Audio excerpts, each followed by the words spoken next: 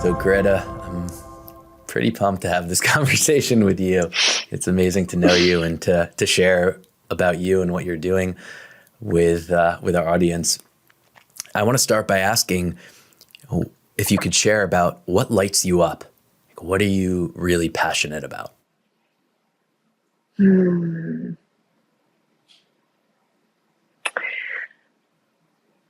That's such a great question. Recently, I think until recently, I've been a little self-conscious about being an optimist and actually believing in the best in the world. Sometimes I feel like I'll be in an environment with other people and there's a level of cynicism that I think is kind of cool, sort of edgy, like people should be cynical. And the truth is that what really lights me up in this world is believing in like actual pure goodness, that optimism is possible, that great, big, powerful waves of positivity can flood over all of us, and we can be in that space. That lights me up. Yeah, I'm super interested in this topic around it. It seems that it's very socially acceptable and cool to be cynical, right? Mm-hmm. I'm wondering, do you have any insights into why that is? Like how did we get to this point where it feels very safe to be critical? It's so interesting. So when I was about 10 years old, I started riding horses, and you're taught to have really straight posture. And I went to school, and I was so proud of having this posture, and my friends made fun of me for having such straight posture. And so I actually started intentionally sort of slouching to make other people comfortable. And I think that there is safety in cynicism. It is extremely vulnerable to believe in good, to stand out on this plateau of this like open space where you believe in goodness. And so I think it's very scary. I think that it's easy to get burned. It's easy to get hurt. If something does happen where that pain is intense because you are so open, you are so vulnerable, you do believe, and then it's like crushing. So I think to avoid all of that, people are cynical. And do you think that whether we choose to be cynical or hopeful, it has an effect on where we go collectively into the future? Like there's a manifestation aspect happening here. If we have the viewpoint that, things are going in the wrong direction and our ship is, falling apart, then does that create in a way that future? And if we are really hopeful and feel that things are getting better, does that create a better future? Wondering where your stance on that, or is that all just totally irrelevant and our viewpoint doesn't really have an effect on what's going to happen in the future? Oh my gosh. I love your questions, Avi.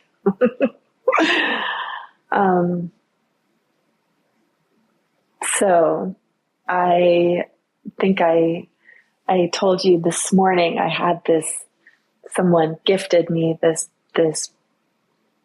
guided prayer session, and I had no idea what to expect. And it's interesting. We spoke about this very thing, that it doesn't actually matter what we think. It doesn't actually matter what we believe because it's happening anyway. Our job is to actually just be present in the moment and to actually hold this space, to be able to be present to the bounty of like what is actually here right now before us.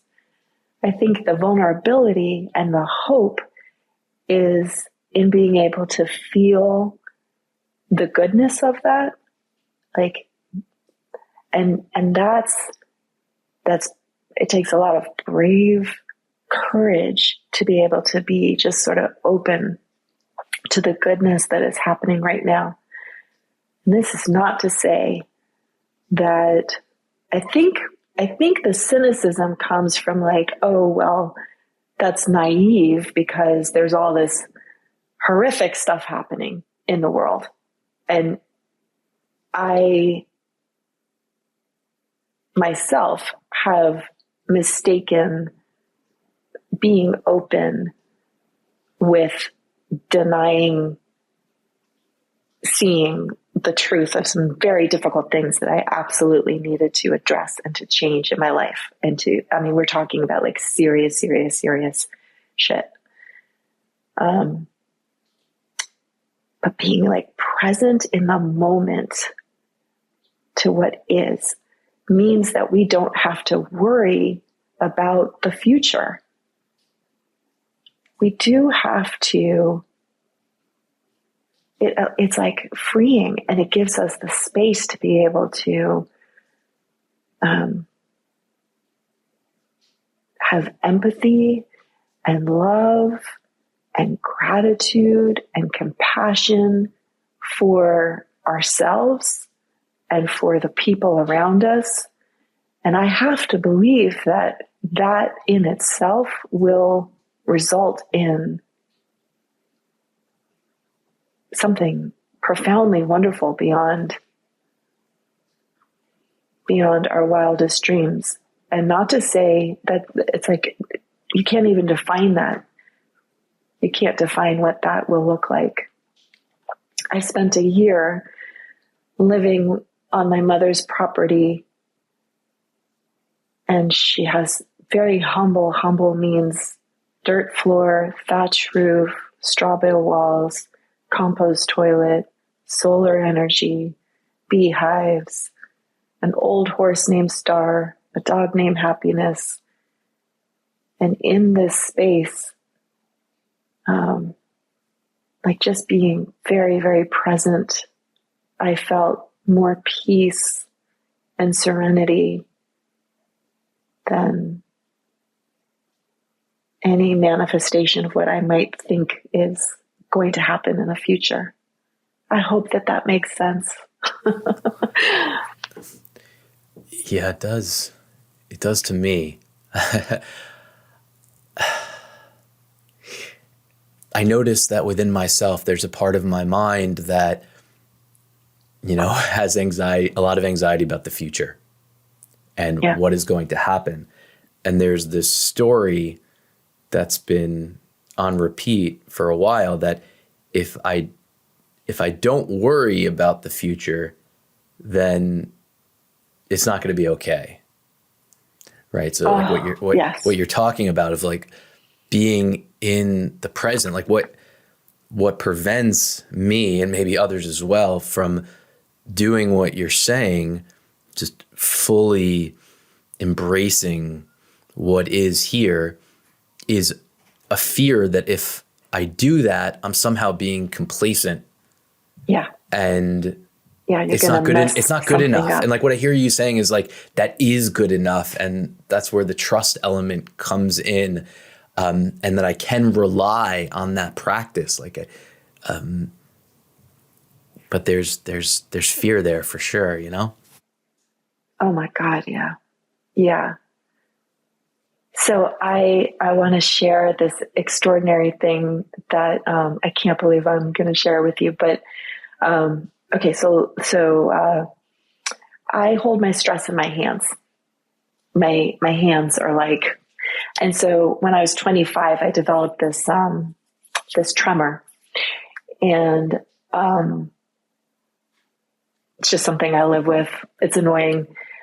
But a year ago, I also was diagnosed with this thing called, I don't even know how to say it, Dupuytren's. It's spelled with way too many consonants. And it is this thing where you get these nodules they attach themselves to your tendons in your hand, and it creates this contracture, like this actual constricted, if not addressed. It's horrible. Do not Google it, because it's just, you get these disgusting pictures. And so I got it about a year ago, and I'm lucky to have some incredible access to hand specialists. And I found myself in the living room of one here in Maryland, and they said that there's this really intense therapy at Johns Hopkins that you can do radiation therapy. And so yesterday I ended my 7th day of radiation therapy. You do 7 days in a row. So it's really, really scary, because you go to the building that says radiology, radiation, and oncology, and everyone has cancer. Everyone has cancer. I don't have cancer. This is not life-threatening, but it's still, you go into the building where everyone has hazmat suits on, and there are the like doors that are like this thick, and they've got the scary sign that says like massive radiation beyond this point. And I lay on the table, and they created a mold just for my hand, and I had to put it up there, and like the lasers go crisscross on your hand. You don't feel a thing, but still emotionally, like really, really, really scary. And so yesterday was my final treatment, and I went, I just was filled with fear last night, going to bed thinking like, oh my God, what if it comes back? What if I didn't do enough? What if it comes into my other hand? Like, and then I was thinking, okay, worry is how I got into this mess. And I go into this weird cycle where it's like, if I worry, I'm actually going to cause myself more damage. And then, so I am not immune to this sense of tremendous, deep, profound worry. So this morning I did this little dance class here in my house on a video, and I'm like dancing and like shaking it out, and like trying to get the energy out. All of this is going to make sense in a second. Where I used to live in Hood River a year ago, I would go for a walk on this path every single morning, and there was a bald eagle's nest. And I think I've shared with you before, like I am obsessed with these bald eagles, and we would watch this progression every year. They would migrate, they would have these babies. You'd see the babies like learning how to fly. And I was just obsessed with this like process. Our house was built on a very steep hill. And so you would see the parent eagles would fly past our window. They'd go to the Columbia River, and they would dive down into the water, and you'd see them come up with the salmon in their talons, and they would fly past my window, like this incredibly dramatic sight. And so I'm dancing this morning, and one thought I've had since I moved here is that I feel like the salmon. I feel like the frickin' salmon, where the eagle just comes down, and I was living this one life, and then I just was like ripped out of the water, and I'm just like, I don't know what's going on. This morning, I was looking at my hands, and I was like, oh my God, they look like talons to me. And then I thought, I'm the eagle. I'm the eagle. I am definitely out of my depth. I don't know what I'm doing. I don't know where I'm going, but it's just like, it's like been there all along, watching this example of these stoic creatures who just are so, they don't know what's going on tomorrow. They just do their thing. They have these babies, and babies like figure out how to fly somehow. And the next thing you know, they're just like flying. And maybe the salmon is like God. Like maybe the salmon is just life. And so there's this, I think what I'm trying to express is the sudden exhilarating comfort in the unknown. It does not make me any less scared, but it's so exciting to be like, oh my God, we could just fly.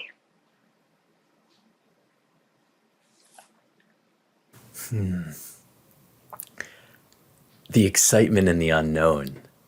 This is fascinating. Like what a shift. Instead of having fear around what might happen in the future, being excited about it, or being excited about the unknown in itself that exists in this present moment, and to be okay with that.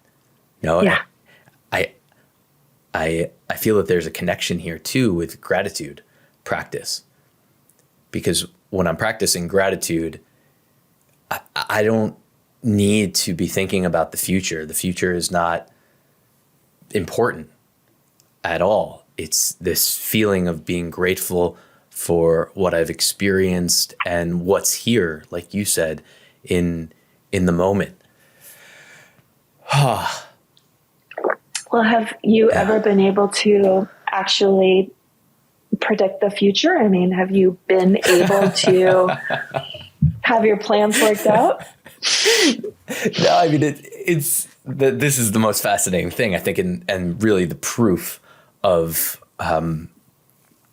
what we're talking about, the effectiveness, right? Like if I need to see proof of how much I am not in control, all I need to do is reflect back on my life and connect the dots and see how unpredictable everything is. And I've asked people this question a lot, right? Like, could you have, and everyone across, no way could I have predicted, what has happened in my life. So why am I caught, or why do I, delude myself into thinking that it might be possible to predict what's going to happen in the future?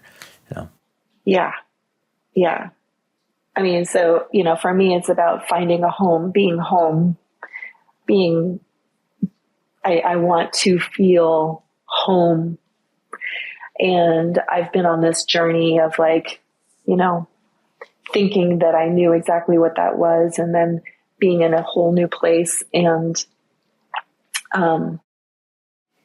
realizing, of course, that home is here. And one of the biggest moments for me was, so here I have just purchased a home and in a new space, and I ordered some furniture and I ordered a couch, and shipping right now with the pandemic is really crazy. So I got the couch.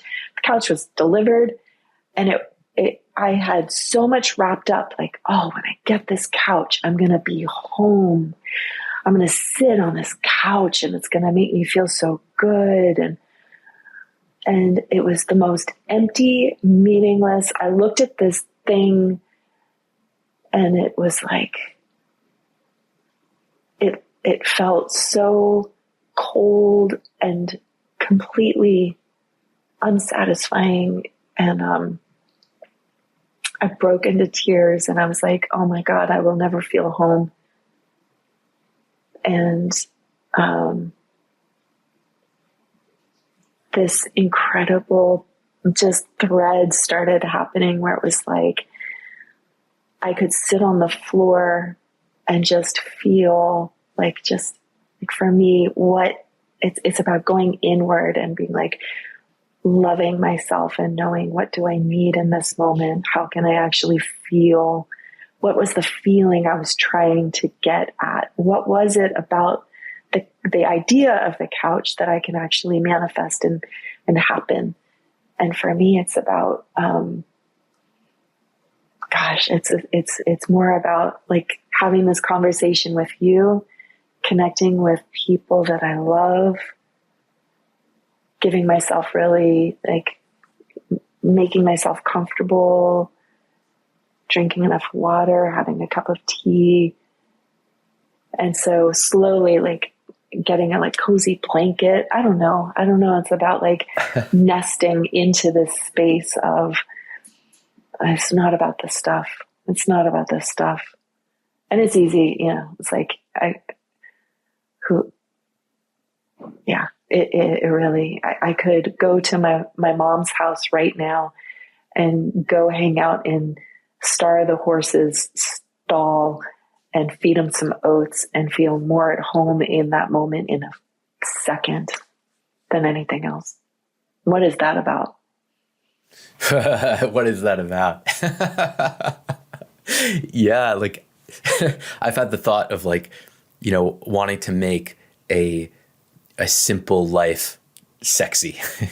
Just what I mean by that is like, this is just not working. The constant striving for, and I think so many of us are discovering that, that it's not about the couch. It's not about the thing, whatever it is. It's like, another thing that really helps me see proof of this and have perspective is when we look at the amount of luxuries that even someone in today's world who is not considered financially well off, right, is poor or lower class, compared to what our grandparents had, is so far beyond. Like the amount of luxury, at least in our country, and there's all different levels and all of this, and this is definitely a huge generalization. But the point here to me is really that it's more about what do I have compared to my neighbor often. And when I realized that, I was like, I don't want to play that game. I have no interest because it's never ending. No. It's never ending. No, there's always no way to. Oh, okay. Yeah, there's no way to ever get where you want to go.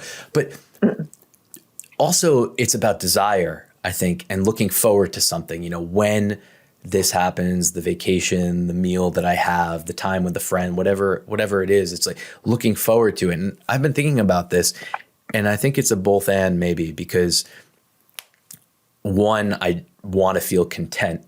I love feeling content in the moment of what we're talking about, where I don't desire anything. I have all that I need in this moment. Practicing that is like, the best. At the same time, at least where I am, I can't be in that place all the time. And so I do have this habit of thinking about I'm looking forward to something. And I think I've come to a place now where that's okay. It's okay to look forward to things for me, as long as I'm not completely invested in that. And I'm also conscious, I'm aware that I am playing this game of like, okay, I'm looking forward to lunch. Now I'm eating the food and I'm looking forward to what I'm doing after lunch. It's like, I don't know. Yeah. That makes so much sense to me. Playing the game, I think you said it, is knowing you're playing the game, right? I'd be lying if I didn't say that when I was sleeping, so my mom's place, there were a lot of mice, and I got really, really comfortable. We called him Fred. We just named them all Fred. And we wake up in the morning and I'd be like, caught another Fred last night.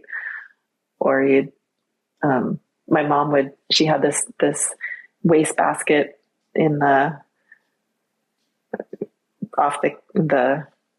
in the back. And so you put a mouse, we would catch them in the live traps or a glue trap, and you put on a little bit of olive oil to loosen them. And then you dump them in the basket and you'd cover it real quick so that the cat wouldn't get it. And in those moments I was like, I really wanted something. I don't want to be here. So wait, say that again. You really want what? I didn't love that. I wasn't appreciative of the whole, like, I wanted to be in a place that didn't have mice. I dreamt of being more comfortable, being in a place where I could like be Fred free. And yet now I long for that, the like simplicity of just like being real. It's like the grass is always greener for me. Is such a big thing to be aware of. I think about it with with my daughter a lot, if I'm being honest. When I notice myself have the tendency, when I'm not with her, I want to be with her. And then sometimes when we're together, I'm like feeling tired and I just want alone time for myself. I mean, there's just so many different levels of this.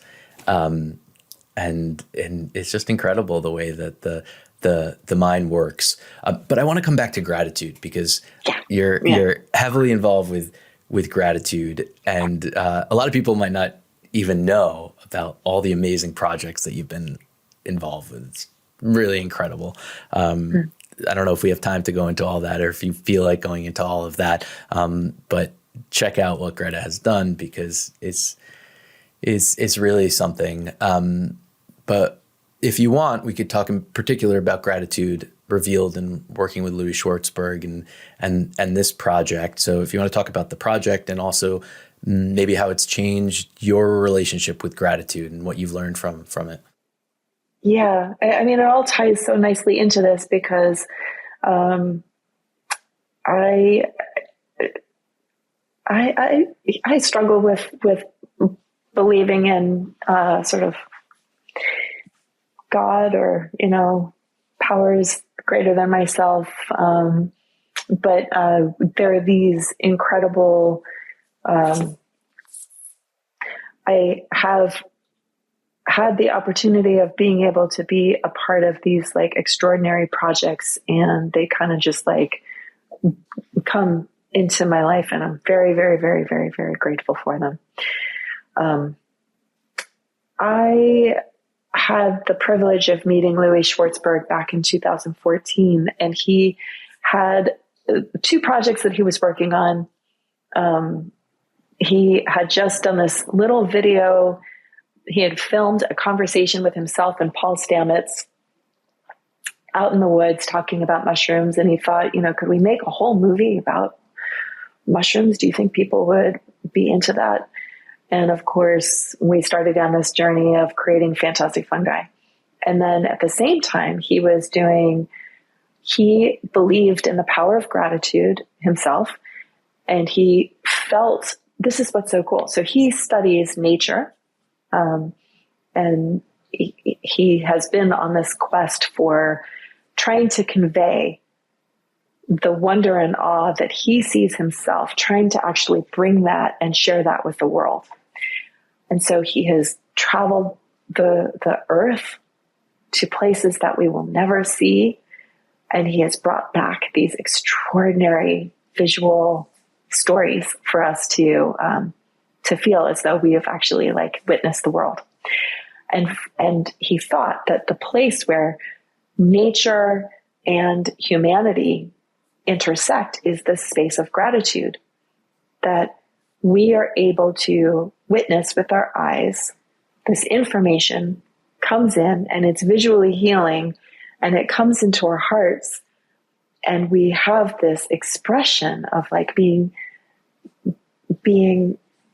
in awe and wanting to share that with someone that we love. It's sort of like you see a beautiful sunset and you just really want someone there with you to see it with you.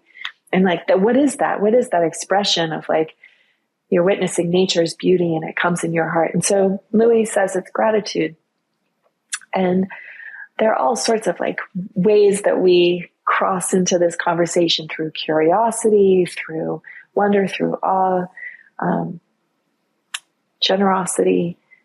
And so he started down this road of creating Gratitude Revealed. And we had a full length feature film that we released back in September. So the exciting news, the thing that I want to share with you is that John Templeton Foundation actually gave us a grant.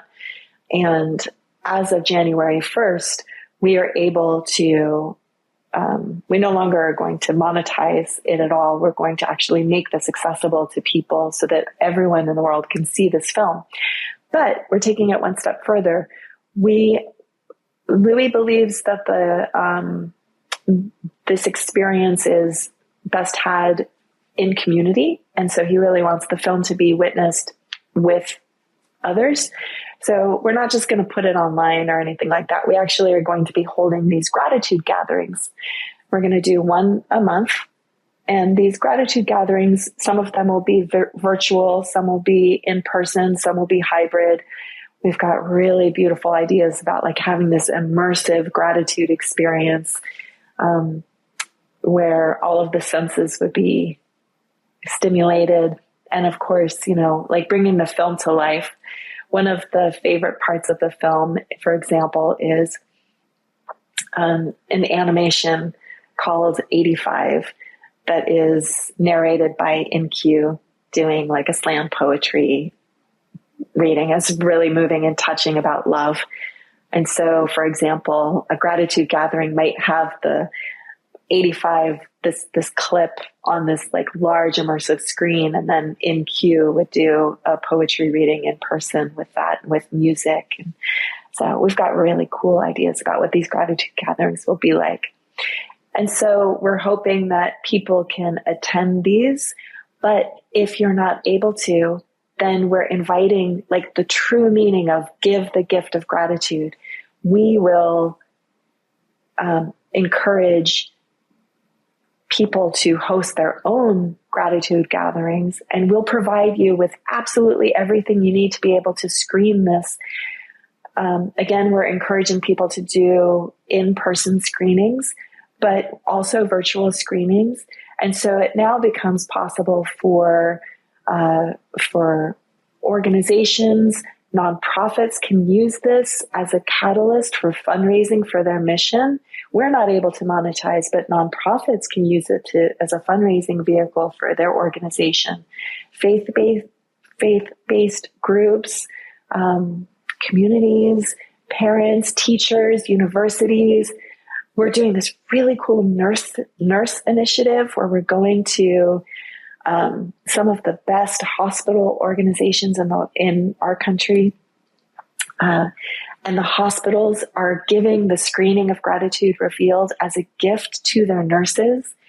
We're just solidifying, like Johns Hopkins, for example, at the beginning of Nurse Appreciation Week in May, will host this across all of their campuses. We'll do a simulcast and Louie will be there in person. So this idea of like giving the gift of gratitude, all of this is funded. It costs nothing, but really creating this sense of like this wave of gratitude. And so we're encouraging people. We're launching the website hopefully today to articulate everything that I've said.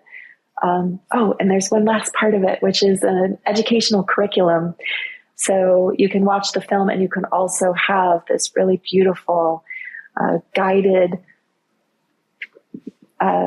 piece of copy, this document, which we'll provide to you so that you can actually know what to do after you watch the film.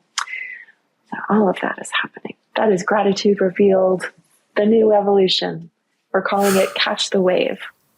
Okay, so that's what I would like to ask you about is like, what is this wave?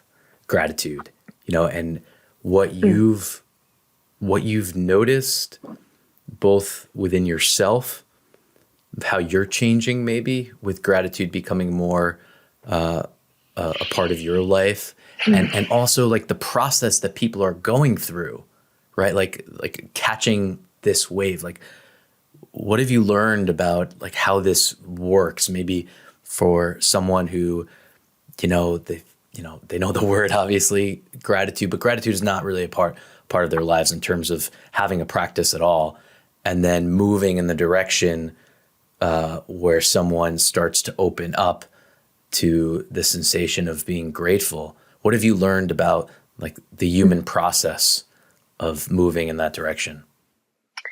The nurses have taught me the most because the first screening we did was up at Mount Sinai up in New York, and they have 8 campuses.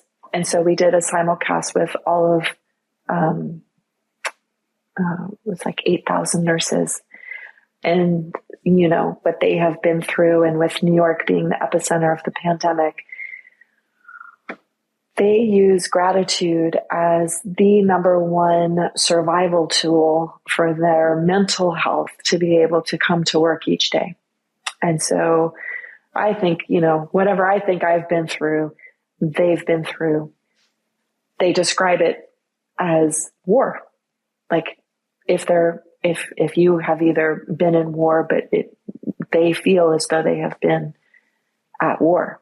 So the stories that they share are horrific beyond anything that you could comprehend of what it was like in particularly Brooklyn at the beginning of the pandemic, that first period of time. And now there's this expectation. People want to get on with their lives, get back to normal. And it's kind of like when you're in an accident, you kind of hold it together until after the accident, then you lose you like all the emotions hit you. And the nurses right now, the mental health of the nurses, they have not had a chance to breathe. They've not had a chance to recover from the pandemic. It was life and death. They saw a lot of death. They had to deal with a lot of death. And they truly believed that they themselves could die. Many of them did. And so how do they survive? Well, the hospitals can't pay them more money. The hospitals can't provide them vacation days or time off. What they can do is find a place, like what are the tools, what are the resources they can use to heal, to show up, to pick themselves up and come to work. It's a perfect example because it's not like their day gets any easier. It's not like everything falls into place and now they're going to have their days are still hard. Gratitude, it's a way of healing the heart. And what they do is they are grateful for the lives they have saved. They are grateful for each other and having a support of each other. It's like, oh my gosh, the bond that they share with each other having gone through this experience. It's a deep, profound love and like a fierce protection. And they're grateful for being able to share these stories with each other in the world. And there's this thing that happens, this physical manifestation of like the practice of gratitude where that lightens up. It creates this field, this force field where it brings them out of fear and pain. Doesn't deny the pain. It actually makes space to actually feel, to breathe and to like live into the grief, it like creates this cradle where they're going to be able to nurture those dark feelings. But it's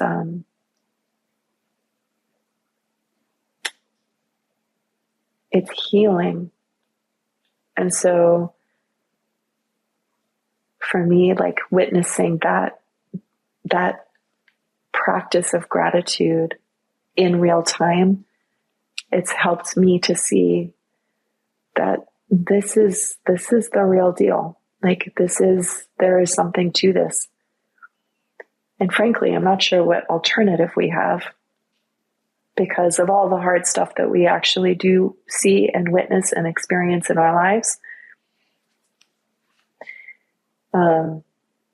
We are either going, like, it's sort of a matter of life and death. We can descend into the depths of despair and worry and fear, or we can use tools to pull ourselves into a sense of lightness. And so gratitude is, to me, the most easily accessible tool to pull myself into a space of like getting through the day. And not just getting through the day. That's, I think, what is so beautiful is that when you sort of like, you sit and you think about the things that you're grateful for, it actually lightens you up, and there's this profound appreciation for the great gift that is this day.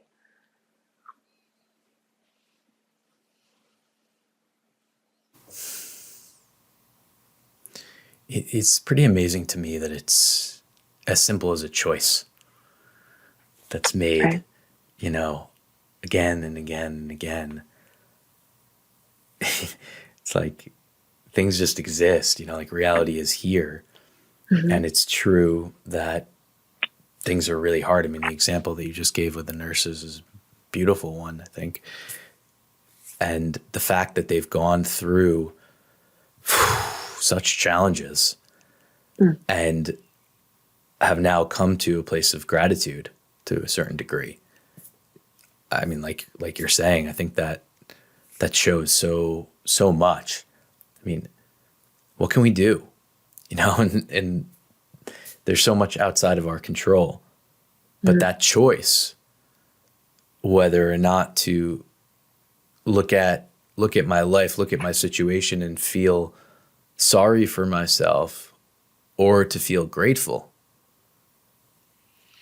I think it is a choice. I can go in either direction. Yeah. And both are okay, but I'll say for myself, man, the gratitude feels a whole lot better. Yeah. Yeah. I think also, so, like I shared with you about last night, really going to a place of fear, great fear, and making that really okay too. I think that it comes back to this idea of being very present. It's not like I can force myself to feel grateful. It's not like I have to acknowledge if I feel afraid but there's this beautiful nurturing of just gently allowing myself permission, just giving it like room to breathe and saying,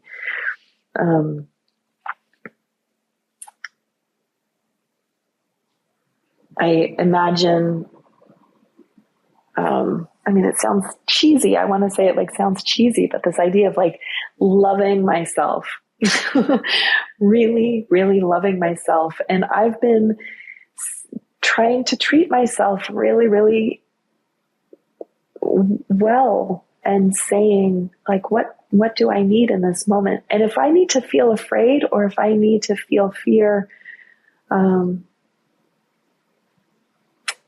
guess I think it's important to make it okay to have those deep, profound feelings of grief. It's just the agency that we allow ourselves to also take actions, to use the tools, and to have the courage to change the things we can. There's that. I love, God grant me the serenity to accept the things I cannot change, the courage to change the things I can, and the wisdom to know the difference.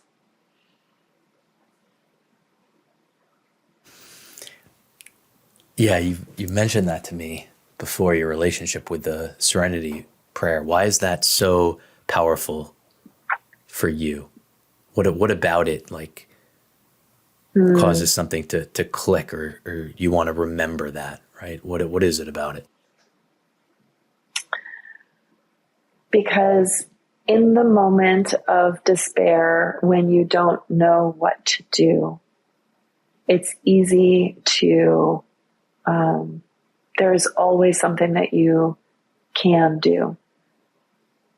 And so we're all trying to feel good, right? We all want to be comfortable. That's our most humans want to feel good. We want to be happy. We want to be comfortable. And so when we are not, and we're uncomfortable, and we're feeling worried, there's this, I think, that idea of being able to latch on to a tool of some sort, like some rope that's going to pull you out of this darkness. And the serenity prayer, it's easy to remember. It's so profound. The courage, which acknowledges how brave you are, because the stuff is hard, to change the things you can, because it's also making you acknowledge that there are some things that you cannot do anything about, and having the wisdom to know the difference. It's this freedom and letting go. And so coming back to gratitude, oftentimes this practice of gratitude, we with the film, we struggle because oftentimes the word gratitude, I think it's used either so frequently that they forget what it actually means, or it's sort of seen as this lofty, kind of like elite, snobby thing that isn't grounded in for the people. And so I almost think that the word gratitude, I wish that there were a simpler, more humble word to use. Give thanks, Yeah, I know what you mean. What's really important for me around it is to move it into the body. And I know there's a big difference between thinking about what I'm grateful for and feeling it. And both are fine, but I'm really into actually feeling the sensation of it in my body. That's the thing that feels very healthy to me. Yeah. I really, getting out of our heads and into our body. I mean, that has been incredibly important to be able to just, to be able to move. But I also think that this idea of writing things down, having a gratitude journal, again, I kind of think oh gosh, if one more person tells me to write down 3 things that I'm grateful for, yeah. I'm going to be so But there is this interesting exercise. Oh, there are tons of deer in my backyard, whole herd. There is this exercise of starting just to say something that you're grateful for and do this stream of consciousness. And, okay, so, told you about my hands. It has made me so grateful for the fact that I can stretch my hand out, because that may not be the case if this thing actually continues in my hand.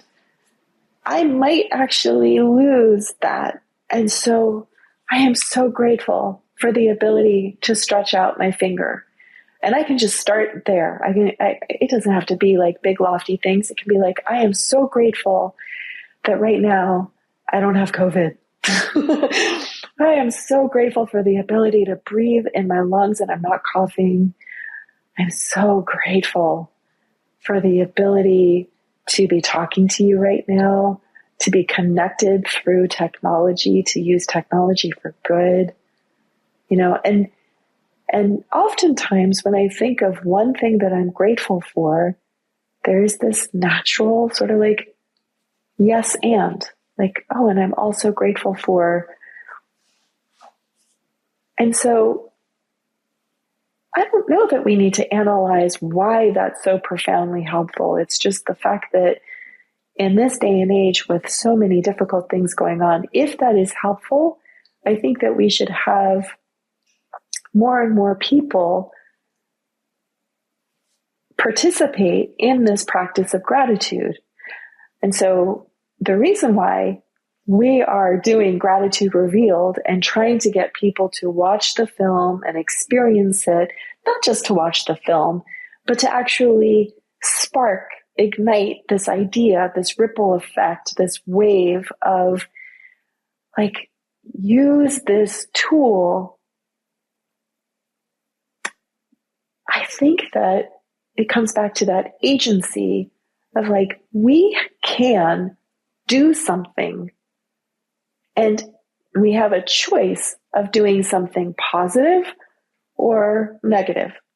So if we actively and responsibly and consciously choose to do something good and positive, it's going to create this ripple effect. The same way if I think of one thing that I'm grateful for and that sparks a second thing that I'm grateful for and that sparks a third thing and then suddenly I'm feeling better, couldn't that also be like the collective whole of humanity? Couldn't we also sort of like, and what could we do with that energy? Wow. I just had like a visualization kind of like the planet, I think maturing. That's the word, evolving. That's the word I use, for myself. Yeah. A lot, as I'm just interested in what does it mean to be more mature. And I think it's very much related to perspective. Yeah. Like what you're talking about, like just to have a healthy hand that you can use, right? Or the lessons that we've all learned from the pandemic, right? Like just how grateful to not be sick or to not have to wear a mask or to be able to go out and have freedom, right? Like, yeah, it's fascinating to me, perspective and how much of a discipline it is, in a good way, I feel for myself to be able to do that. So like on a planetary level, right? Like to have perspective about what the actual situation is, to me is fascinating, right? Like to see that we are living on this planet hurling through space, which has all of this variety of life, like just the variety, like astounds me. Like, wait a second, what? Like how many different kinds of flowers are there? Like on and on and on. That is so interesting. And what I feel like holds us back the most is like this cultural energy, like how we started the conversation about, it's very cool and safe to be skeptical about things and to be negative about things. Like what happens if that shifts and all of a sudden the culture is more about like, oh my gosh, how amazing is it to have this body that I can move about where I want, and I have these eyes that can see these things and investigate, right? And I have this mind that can imagine all these different things. Like, what if our conversations changed to be focused on that, and it wasn't cheesy to do that? It was useful and productive. And I do think this is where our elders can assist us, and we can start establishing this culture where, yeah, like I said, at the beginning of our conversation, what excites me is this idea of being positive. And if I accept the responsibility of saying, I'm going to hold this space of being a positive person, cultivating gratitude, articulating it to other people, sharing it, not just hoarding it, but like sharing my experience with as many people as possible. I've got to believe, if even a small shift happened in humanity where we respected gratitude like that, oh God, I think it would just be profound. And so we look at like, why don't we appreciate gratitude? Why do we think it's cheesy? And that gets into a whole other thing of like, as humanity, we have always our ability to communicate with each other has been limited by, if you look at the history of the world, we have not been able to communicate with each other as openly as we can now. And so we have this thing called technology, which, sorry for the sunlight. I'm not sorry for the sunlight. Grateful for the sunlight. Sorry for my lighting. We have this thing for technology. Now, I believe that technology can be used for evil and it can be used for good. And so I think that if we use technology for good, then it's kind of like, the kingdom can be like toppled and like the people can be actually empowered. And so this idea of, it's how Fantastic Fungi, we didn't go through the traditional distribution route. We went through very grassroots. We believed, because we knew that if we just sold it to Netflix, that they would put it on a shelf and they'd make it accessible and some people would see it and whatever. And we knew that like if the people could actually see this in theaters pre-pandemic and experience it and talk about it, that they would get it and they would be able to tell other people about it. And that is how a movement is made. So I believe that is exactly what we can do with gratitude. There is some trend happening right now. It is, you feel it, right? Out of necessity, out of the state of the world. We desperately need to connect with each other in a way that we have not been able to before. Yeah. I think the example of the nurses is just sitting with me now. Thank you for sharing that, because it's such a powerful one to go through that and to find gratitude. Super profound. But there are so many stories of people who've been through such horrific things in their life. And yet, they'll speak to you with this serenity, this peace, this joyfulness. And you think like, how could that possibly be? Or, I think about how I have not endured that level of trauma. I've had my own trauma, but I haven't been in a war. I haven't fought on the front lines. I haven't been surrounded by death that way. And, you think like, how could they possibly get to a place of peace? And I don't think it comes easy. I think there's great cost. I'm thinking of a dear friend of mine who is not with us any longer, Jim McLaren. Do you know who Jim McLaren is? No. May I tell you the story of Jim McLaren? Sure. Jim McLaren, he was a young student in New York City. He was an incredible athlete, and he was on his, I think, motorcycle or bike, and he was hit by a New York City bus, pronounced dead on the scene, rushed to the hospital, and they brought him back to life. And he had a below the knee amputation of his left leg. He then became a triathlete, and he was the first triathlete to do the Hawaii Ironman. This is way before they had the beautiful prosthetics that they do now for these athletes. He finished that race with a bloody stump and went on to set world records for disabled athletes. He was in a triathlon, forget which one, and he was on his bike in the bike segment, and they block off the streets. A police officer did not see him and opened up the street and let a car through, and the car hit him and knocked him into this cement piling, and he became a quadriplegic. So he was a quadriplegic with an amputated leg, and went into deep despair, profoundly deep despair.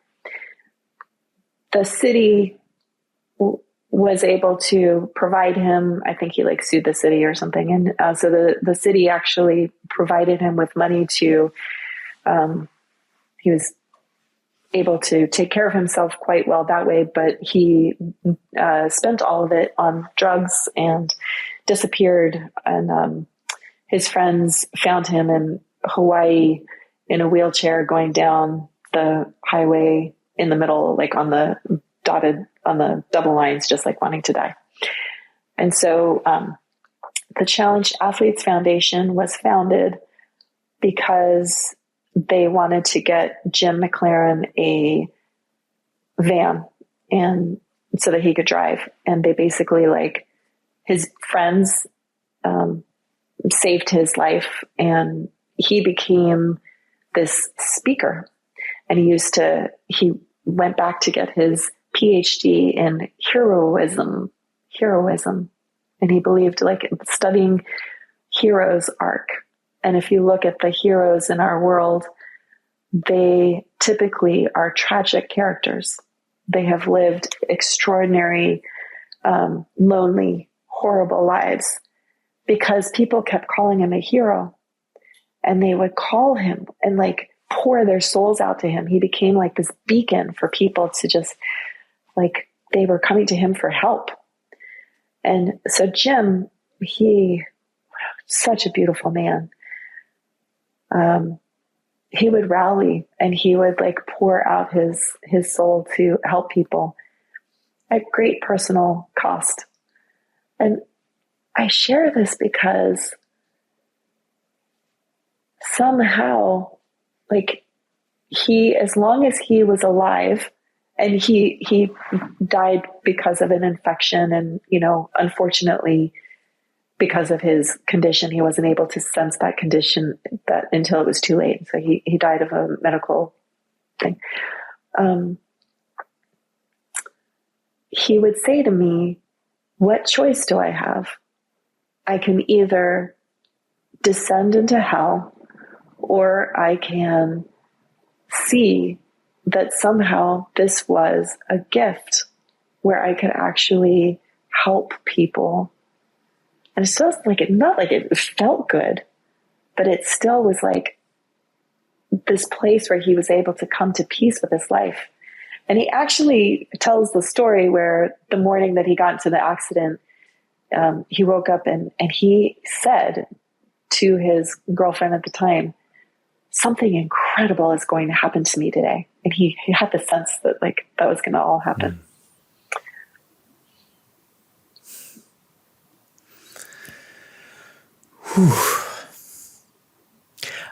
One other thing I wanted to ask you about, Greta, is storytelling. So I think, you just told such a beautiful story. You've told a few, and this is a lot of what you do is tell stories, right? Yeah. So I'm curious if you can share any insights into just the art of storytelling, and what you feel makes a powerful story. Oh, I think that storytelling is the best way to communicate. I think that the difference between a story and a presentation is that a presentation is just like information just sort of thrown at you, whereas a story has a hero, maybe it has a villain, it's got characters that you care about, it has emotion, and it has contrast. There's a beginning, a middle, and an end. It's really important to know when the end is. I don't know. It's like, for some reason, you'll go to the movies and I'm just going to adjust this just a little bit.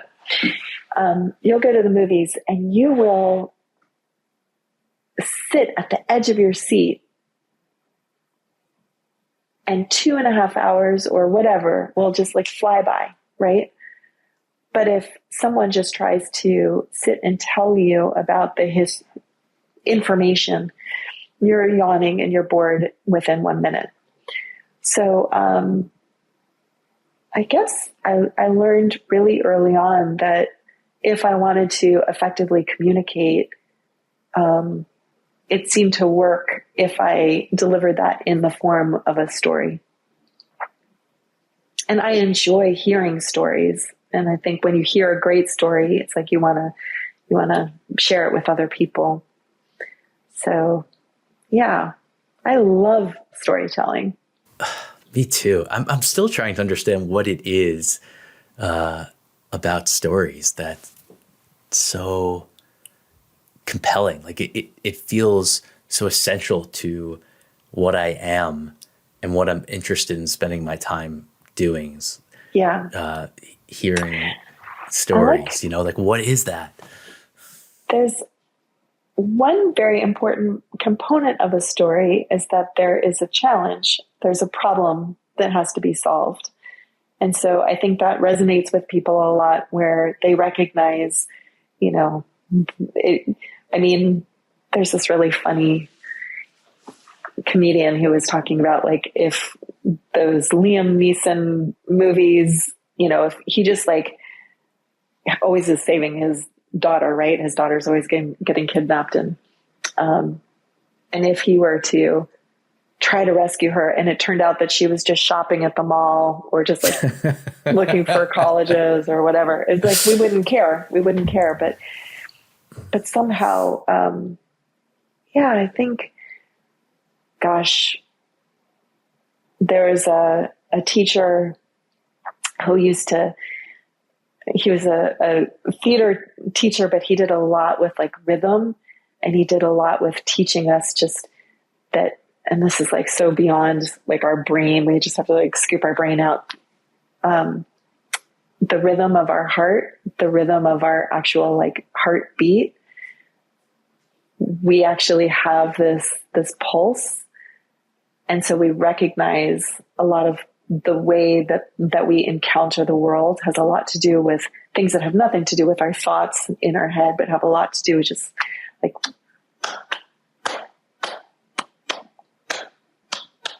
and there'll be these rhythms that you connect to in your soul.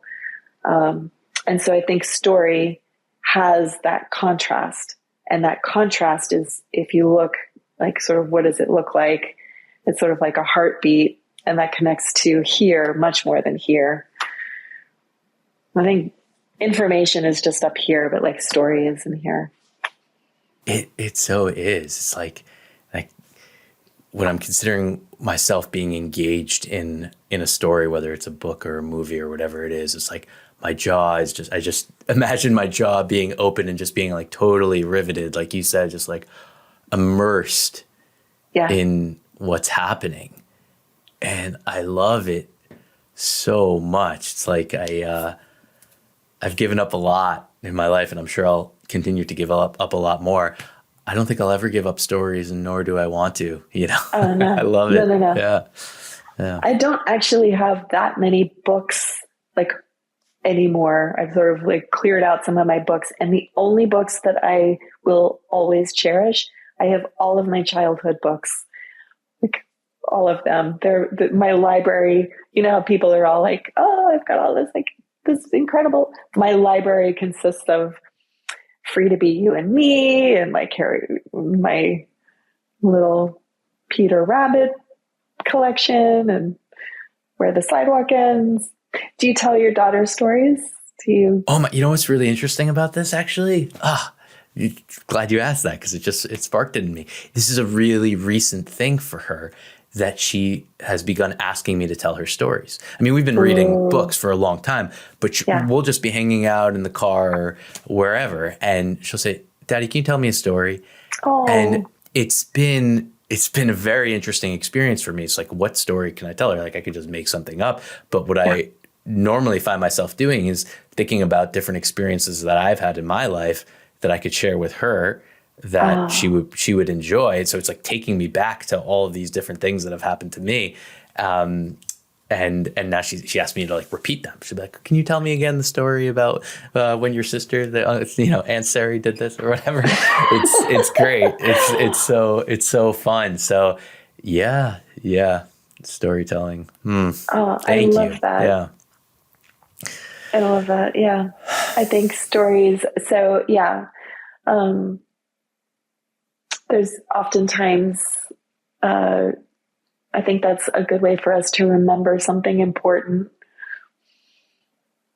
And the art of the oratory experience, I think it also sparks a different part of your brain, because you are, I don't know about you, but like, I will immediately start imagining, like, as you were telling me that story, I'm picturing you and your daughter, like I see it. And so I think that's also an exciting part of it. It's like sort of traveling through adventures and thoughts. Yeah. In terms of learning too, I don't know if we always, associate stories with learning, but I think that there is so much within them that you're like, when I love to read fiction, and a lot of people, I think, see that as maybe like, why are you doing that with your time? To me, I'm learning more than I can possibly realize through these stories. I don't even understand it, but I know that I'm learning so much, and that's how I enjoy learning, through stories. Yeah. Greta, thank you so much. I feel really honored to know you. I hope you know that and appreciate our friendship. And thank you for taking the time to have this conversation with me. It's totally awesome.